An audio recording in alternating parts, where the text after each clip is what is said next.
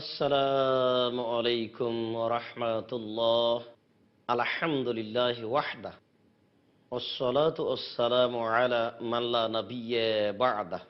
আন আবি হুরায়রাহ রাদিয়াল্লাহু তাআলা আনহু قال قال رسول الله صلى الله عليه وسلم সাল্লু কামা রাআইতুমুনি উসাল্লি রাহুল বুখারী মুসলিম। সম্মানিত দর্শক মণ্ডলী, আমরা হালাল হারামের বিধানে এক গুরুত্বপূর্ণ আলোচনা পেশ করছিলাম, সালাত আদায় না করা। এর পাশে আমরা আলোচনা করতে চাচ্ছি যে সালাত আদায় করতেই হবে, রাসূলের পদ্ধতিতে করতে হবে। তো আমরা এই আলোচনায় রাসূলের পদ্ধতি একটু জেনে নিই, তাহলে আমাদের জন্য সহজ হবে সালাত আদায় করা এবং আমরা তা দ্বারা আল্লাহ তাআলাকে সন্তুষ্ট করতে পারবো। আল্লাহ তাআলা বলছেন, কাদ আফলাহাল মুমিনুন আল্লাযীনা হুম ফি সলাতিহিম খাশিউন। ওরাই সফল হলো যারা ভয় ভীতি নিয়ে সালাত আদায় করলো। যারা মনে প্রাণে ভয় ভীতি নিয়ে সালাত আদায় করলো তারাই সফল হলো। তাহলে সফল হওয়ার জন্য ভয় ভীতি নিয়ে রাসূলের নীতিতে সালাত আদায় করতে হবে। আবু হুরায়রা রাদিয়াল্লাহু তাআলা আনহু বলেন, রাসূল সাল্লাল্লাহু আলাইহি ওয়াসাল্লাম বলেছেন, সাল্লু কামা রাআইতুমুনি উসাল্লি। তোমরা সালাত আদায় করো যেভাবে আমাকে সালাত আদায় করতে দেখছো। বুখারী মুসলিম। সম্মানিত দর্শক মণ্ডলী, আল্লাহ রাসূল তো বললেন যে তোমরা সালাত আদায় করো যেভাবে আমাকে সালাত আদায় করতে দেখছো। তো এখন তো আল্লাহ রাসূল আমাদের মাঝে নেই, তা আমরা কিভাবে সালাত আদায় করতে পারি যেটা রাসূলের পদ্ধতির সাথে মিল খাবে? আমরা একটা আপনাদের পরামর্শ দিতে পারি যে এ দেশে আমাদের ভাষাতে অনেক হাদিস গ্রন্থ পাওয়া যায়। এখন আর মানুষের কথার মধ্যে না পড়ে আমরা সেগুলি বাংলা অনুবাদ দেখে ঠিক করি। আর আমরা কিছু সহজ হয়, কেননা রাসূলের পদ্ধতিতে সলাৎ না হলে সলাৎ কবুল হবে না, এইটাই ঠিক। বরং আমরা আপনাদের সামনে সলাতের বাস্তবতা দেখাতে চাচ্ছি, একটু মনোযোগ সহকারে লক্ষ্য করুন।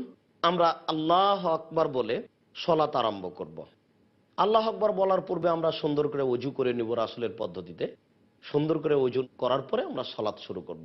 আল্লাহ আকবার বলার পূর্বে কোনো শব্দ মুখে উচ্চারণ করা হবে না। প্রথম শব্দ ওযু করার পরে সলাতের জন্য আঙ্গুলের মাথা আকাশমুখী থাকবে আর কাঁধ সামনাসামনি থাকবে। একাধিক সহিহ হাদিস, কাঁধ সামনাসামনি করে, কানের লতি সামনাসামনি করে, হাত উঠিয়ে ডান হাতকে বাম হাতের কবজির উপরে রাখতে হবে। অবশ্য বাহুর উপরে বাহু রাখা যায় সহিহ হাদিস, কিন্তু কবজির উপরে কবজি রাখারও একাধিক সহিহ হাদিস। এরপরে হাত দুটি বুকের উপরে রাখতে হবে। নাভির নিচে হাত বাঁধার 4টি হাদিস আছে, একটিও সহিহ নয়। এই জন্য আমরা এখানে আপনাদের কাছে একটা জোরালো অনুরোধ রাখবো, যেটা সহিহ সেটাই পালন করার চেষ্টা করি, আল্লাহ কবুল করুক। এভাবে বুকে হাত বাঁধার পরে সর্বপ্রথম আমাদের যেটা, সেটা হচ্ছে দোয়া, যেই দোয়াতে আল্লাহ তাআলা সন্তুষ্ট হবেন। দোয়া অনেক আছে, আমরা বলতে পারি সুবহানাকা আল্লাহুম্মা ওয়া বিহামদিকা ওয়া তাবারাকা ইসমুকা ওয়া তাআলা জাদ্দুকা ওয়া লা ইলাহা গায়রুক, এই বাক্য আমরা বলতে পারি। অবশ্য এটাও আমরা দোয়া বলতে পারি, খুব গুরুত্বপূর্ণ তথ্যবহুল দোয়া, আল্লাহুম্মা বাঈদ বাইনি ওয়া বাইনা খাতায়ায়া কামা বা'আদতা বাইনাল মাশরিক ওয়াল মাগরিব। আল্লাহ, তুমি আমাকে আর আমার পাপকে অত দূরত্বে রাখো পূর্ব এবং পশ্চিমকে তুমি যত দূরত্বে রেখেছো। আল্লাহুম্মা নাক্কিনি মিনাল খাতায়া কামা ইউনাক্কা সাওবুল আবিজ মিনাদ দানাস। আল্লাহ, তুমি আমার পাপকে ধুয়ে পরিষ্কার করে দাও যেমন ভাবে সাদা কাপড়কে ময়লা থেকে ধুয়ে পরিষ্কার করা হয়। আল্লাহুম্মা গসিল খাতায়া বিল মাই ওয়াস সালজি ওয়াল বারাদ। আল্লাহ, তুমি আমার পাপকে একেবারে তুষার দিয়ে বরফ দিয়ে ধুয়ে পরিষ্কার করে দাও। এই দোয়া পড়ার পরে আমরা বলবো, আউযু বিল্লাহি মিনাশ শাইতানির রাজিম, মারদুদ বিতাড়িত শয়তান থেকে পরিত্রাণ চাচ্ছি। বিসমিল্লাহির রহমানির রহিম, পরম দাতা দয়ালুর নামে আরম্ভ করছি। আলহামদুলিল্লাহি রাব্বিল আলামিন, বিশ্ব জগতের প্রতিপালকের প্রশংসা। আর রহমানির রহিম, তিনি হচ্ছেন পরম দাতা দয়ালু। মালিক ইয়াউমিদ্দিন, তিনি হচ্ছেন বিচার দিনের মালিক। ইয়াকা না'বুদু, একমাত্র তোমার ইবাদত করছি। ওয়া ইয়াকা নাস্তাঈন, একমাত্র তোমার নিকটে সাহায্য চাচ্ছি। ইহদিনাস সিরাতাল মুস্তাকিম, তুমি আমাকে সোজা সঠিক সরল পথ দেখাও। সিরাতাল্লাযীনা আন'আমতা আলাইহিম, ওই পথ দেখাবে তুমি যেই পথের প্রতি অনুগ্রহ করেছো, দয়া করেছো। গায়রিল মাগযুবি আলাইহিম ওয়ালাদ-দাল্লিন, ওদের পথ তুমি দেখায়ও না যাদের প্রতি তুমি অসন্তুষ্ট হয়েছো। যারা পথভ্রষ্ট হয়েছে তাদের পথ তুমি দেখায়ও না। আমিন। দীর্ঘ সময় ধরে তোমার দরবারে যে প্রার্থনা করলাম, আল্লাহ তুমি এই প্রার্থনা কবুল করো। সম্মানিত দর্শক মণ্ডলী, একাধিক সহিহ হাদিস দ্বারা প্রমাণিত যে আমিন জোরে বলতে হবে। সাথে সাথে এটাও প্রমাণিত যে ইমাম মুক্তাদি সবাকে একসাথে আমিন বলতে হবে। তাহলে আপনার ফেরেশতার আমিনের সাথে আমাদের আমিন মিলে গেলে অতীতের সব পাপ ক্ষমা হয়ে যাবে, এ কথা আল্লাহ রাসূল বলেছেন। আমরা যদি এক এক সময় আমিন বলি, তাহলে কোন আমিন ফেরেশতার আমিনের সাথে মিল খেলো এটা আমরা বুঝতে পারবো না। আমরা চেষ্টা করব ইমাম সাহেব যখন বলেছেন আমিন শুরু করেছেন তখন আমরা বলবো। উল্লেখ্য যে চুপে চুপে আমিন বলার প্রমাণে হাদিস ঠিক নয়। এরপরে আমরা বলবো বিসমিল্লাহির রহমানির রহিম, পরম দাতা দয়ালুর নামে আরম্ভ করছি। তারপর যে কোনো একটি সূরা। কুল হুয়াল্লাহু আহাদ, আল্লাহ একক, আল্লাহু সমাদ, আল্লাহ মুখাপেক্ষীহীন, লাম ইয়ালিদ, তিনি কাউকে জন্ম দেননি, ওয়ালাম ইউলাদ, তিনি কারো থেকে জন্ম নেননি, ওয়ালাম ইয়াকুল্লাহু কুফুয়ান আহাদ, তার সমকক্ষ কেউ নেই। এই বলে হাত খুলে আল্লাহু আকবার বলে হাত ওই পর্যন্ত উঠাবো। সম্মানিত দর্শক মণ্ডলী, হাত উঠাতে হবে প্রমাণে অনেক সহিহ হাদিস। হাত উঠাতে হবে না মর্মে একটি অগ্রহণীয় হাদিস আছে। এরপরে হাত উঠিয়ে ছেড়ে দিয়ে আপনি রুকুতে চলে যাবেন। রুকুতে গিয়ে রুকুর দোয়া পড়বেন। সম্মানিত দর্শক মণ্ডলী, রুকুর বিষয়টি হচ্ছে এই যে হাত হাঁটুর উপরে রাখতে হবে এমন ভাবে যাতে করে এই দুটো একেবারে সোজা, লম্বা হাতটা যেন সোজা হয়ে থাকে, মধ্যে যেন একটু উঁচু না থাকে। দেখবেন না অনেকে রুকু করে কিন্তু বুঝতে পারে না সে কিভাবে করতে হবে বা জানতে চায় না কিভাবে করতে হবে।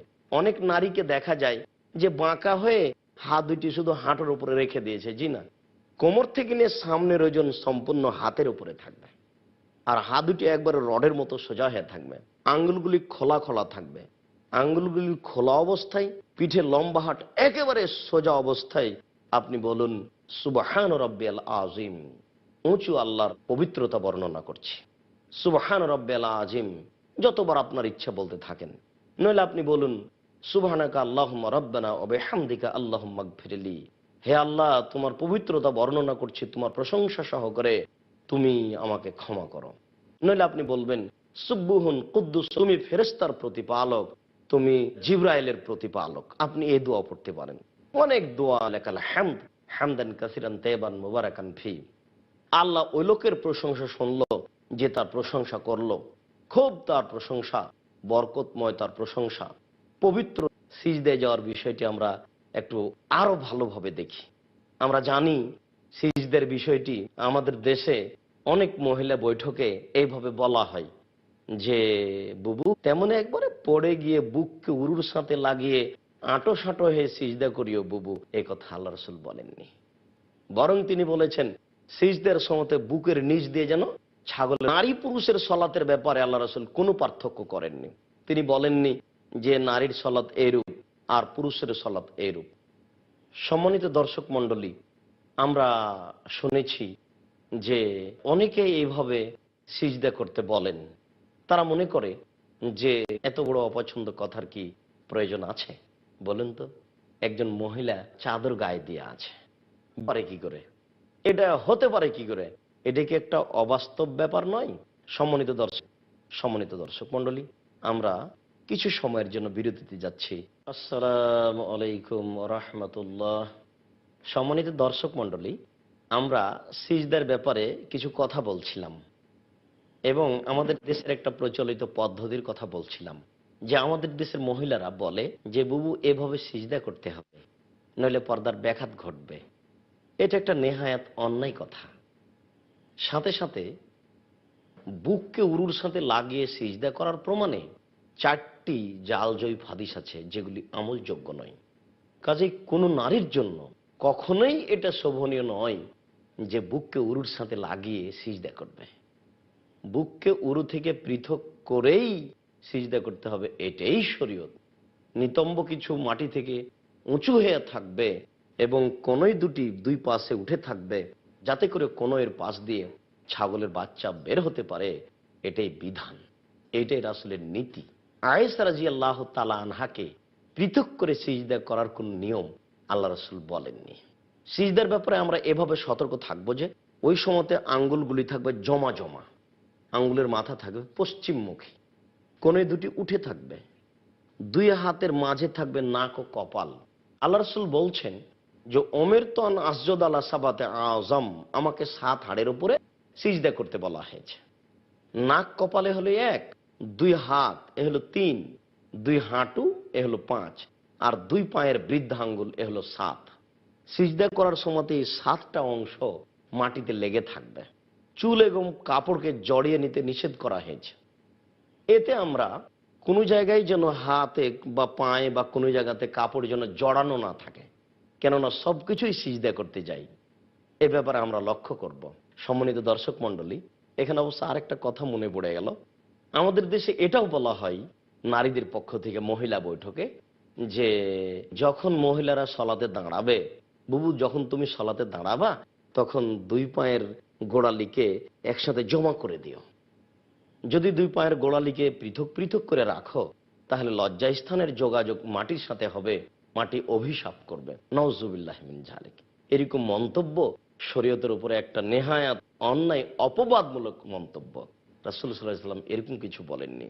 দাঁড়ানোর সময়তে 2 পায়ের মাঝে ফাঁকা থাকবে, তার শরীরের গতির ভারসাম্য বজায় রেখে যতটুকু ফাঁকা রাখা প্রয়োজন ঠিক এই পরিমাণ ফাঁকা রেখে সে দাঁড়াবে। আর 2 জন দাঁড়ালে পাশাপাশি দাঁড়িয়ে পায়ের সাথে পা মিলিয়ে, টাকনোর সাথে টাকনো মিলিয়ে সম্ভবপর যতটুকু 2 পায়ের মাঝে ফাঁকা রাখতে হয় ততটুকু রেখে দাঁড়াবে। এটাই হলো শরীয়ত।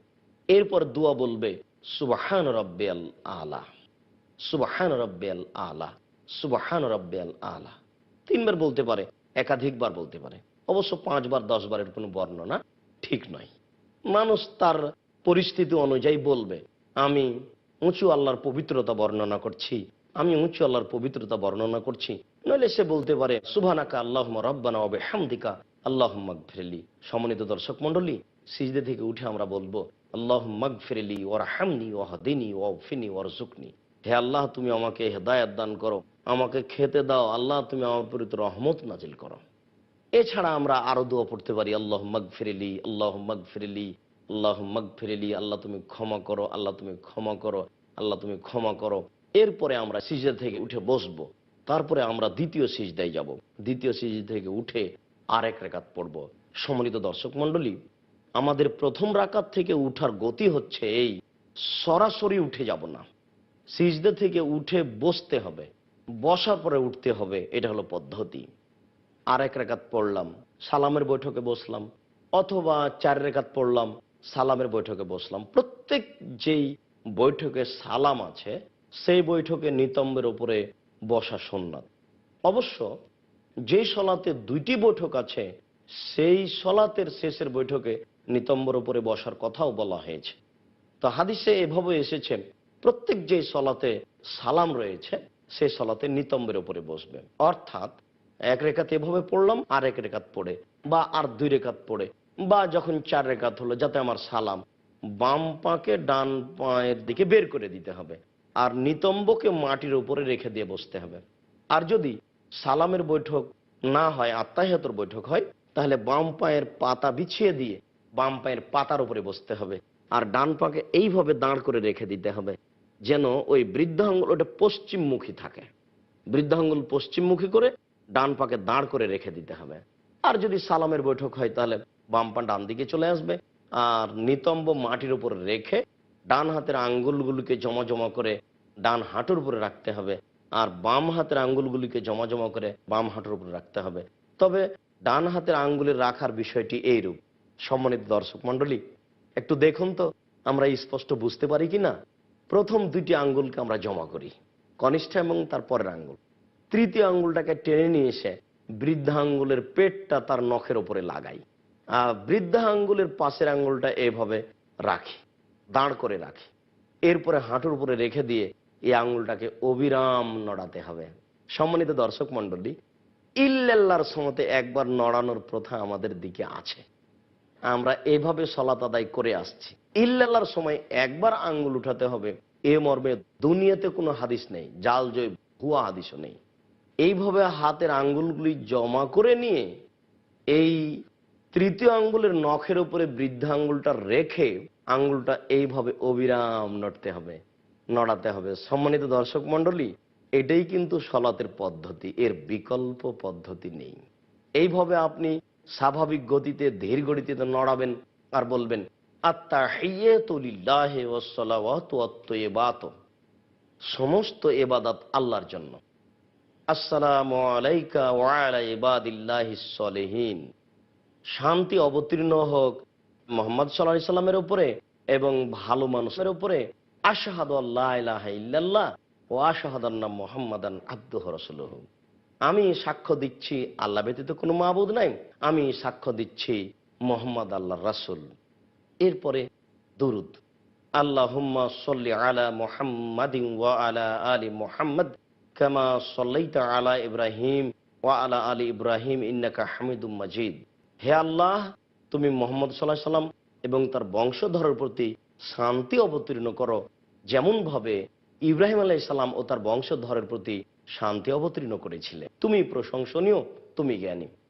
আল্লাহুম্মা বারিক আলা মুহাম্মাদিন ওয়া আলা আলি মুহাম্মাদ কামা বারাকতা আলা ইব্রাহিম ওয়া আলা আলি ইব্রাহিম ইন্নাকা হামিদুম মাজিদ। হে আল্লাহ, তুমি মুহাম্মদ সাল্লাল্লাহু আলাইহি সাল্লাম এবং তার বংশধরের প্রতি বরকত নাজিল করো, যেমন ভাবে ইব্রাহিম। সম্মানিত দর্শক মণ্ডলী, এবার আমরা আমাদের দোয়ার ব্যাপারে ইচ্ছায় চলে এসেছি। প্রথমে আত্তাহিয়াত পড়ার পরে দুরূদ পড়তে হবে। দুরূদ পড়ার পরে এবার যে যত দোয়া পড়তে পারে, কোরআন মাজিদের দোয়া হোক আর হাদিসের দোয়া হোক, আল্লাহ রাসূল অনুমতি দিয়েছেন, আমাদের যার যা প্রয়োজন সে অনুযায়ী আমরা দোয়া পড়ব। আমরা গুরুত্বপূর্ণ দোয়া হিসেবে এভাবে জানি, আল্লাহুম্মা ইন্নী যালামতু নাফসি যুলমান কাসীরা, হে আল্লাহ, আমি আমার আত্মার প্রতি খুব অন্যায় করেছি, অত্যাচার করেছি। ফাগফিরলি, তুমি আমাকে ক্ষমা করো। মাগফিরাতাম মিন ইনদিক, ক্ষমা একমাত্র তোমার পক্ষ থেকে হয়ে থাকে। ওয়ারহামনি, তুমি আমার প্রতি রহমত নাজিল করো। ওয়া ইন্নাকা আনতাল গাফুরুর রহিম, তুমি হচ্ছে ক্ষমাশীল, তুমি হচ্ছে দয়াশীল। তুমি ক্ষমা না করলে, তুমি দয়া না করলে কে করবে? আল্লাহুম্মা ইন্নী আউযু বিকা মিন আযাবি জাহান্নাম, আল্লাহ, তোমার নিকটে জাহান্নামের শাস্তি থেকে বাঁচতে চাই। ওয়া আউযু বিকা মিন আযাবিল কবর, তোমার নিকটে আমরা কবরের শাস্তি থেকে বাঁচতে চাই। ওয়া নাউযু বিকা মিন ফিতনাতিল মাসিহিদ দাজ্জাল, আমরা তোমার নিকটে দাজ্জালের ফিতনা থেকে বাঁচতে চাই। ওয়া আউযু বিকা মিন ফিতনাতিল মাহি ওয়াল মামাত, আমরা ইহকালে ও পরকালে যত ফিতনা আছে, যত বিপদ আছে, সব বিপদ থেকে বাঁচতে চাই। আল্লাহুম্মা ইন্নী আউযু বিকা মিনাল মাসামি ওয়াল মাগরাম, আল্লাহ, তোমার কাছে আশ্রয় চাই বড় পাপ হতে, তোমার কাছে আশ্রয় চাই কর্জ হতে, জীবনে যেন কোনো কর্জ উপরে না চেপে যায়, এইগুলি থেকে আশ্রয় চাই। সম্মানিত দর্শক মণ্ডলী, আমরা কোরআনের যত দোয়া মুখস্থ আছে সেগুলি আমরা বলতে পারি। গুরুত্বপূর্ণ দোয়া যেমন আমরা বলতে পারি, রব্বি ইন্নী যালামতু নাফসি ফাগফিরলি। সারা জীবন মুসা আলাইহিস সালাম বলেছিলেন, প্রতিপালক, আমি আমার প্রতি অত্যাচার করেছি, তুমি দয়া করে আমাকে মাফ করো। রব্বি ইন্নী যালামতু নাফসি ফাগফিরলি, প্রতিপালক, আমি আমার প্রতি অত্যাচার করেছি, তুমি আমাকে মাফ করো। রব্বানা যালামনা আনফুসানা ওয়া ইল্লাম তাগফির লানা ওয়া তারহামনা লানাকুনান্না মিনাল খাসিরিন। আদম আলাইহিস সালাম এবং তার স্ত্রী দুইজন মিলে বলতে থাকলেন, প্রতিপালক, আমরা দুইজন আমাদের প্রতি অত্যাচার করেছি, আমরা নিজেদের প্রতি অন্যায় করেছি, তুমি আমাদের প্রতি দয়া করো, তুমি আমাদেরকে মাফ করো, নইলে আমরা ক্ষতিগ্রস্তদের অন্তর্ভুক্ত হয়ে যাব। মুসা আলাইহিস সালাম বললেন, রব্বিগফির ওয়ারহাম ওয়া আনতা খায়রুর রাহিমিন, প্রতিপালক, তুমি দয়া করো, তুমি ক্ষমা করো, তুমি যে বড় দয়াবান, তুমি যে বড় ক্ষমাবান, তুমি ক্ষমা না করলে, তুমি দয়া না করলে কে দয়া করবে, কে ক্ষমা করবে? আপনি বলতে পারেন যে আন্নী মাসানিয়া যুররু ওয়া আনতা আরহামুর রাহিমিন, প্রতিপালক, আমি বড় ক্ষতিগ্রস্ত, তুমি বড় দয়াবান। প্রতিপালক, আমি বড় অপরাধী, তুমি বড় দয়াবান।